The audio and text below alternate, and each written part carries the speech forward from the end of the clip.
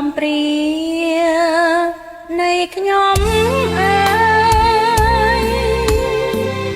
មិនដែលស្គាល់ឡើយក្តីសោកបាយមានតែដីទុំ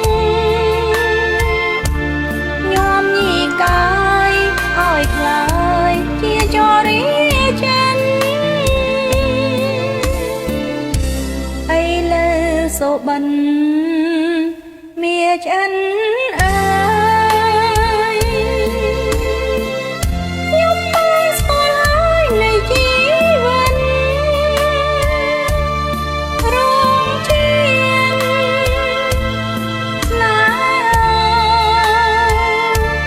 ហ៍រសើបិនរែកក្នុងចិត្តអិនអ៊ុំប្រមា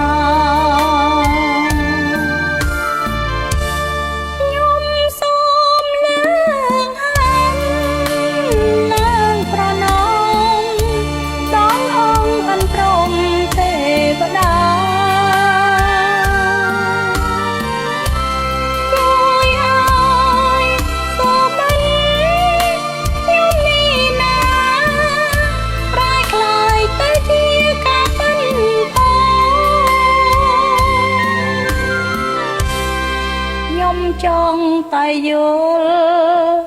ស្គាល់មកជា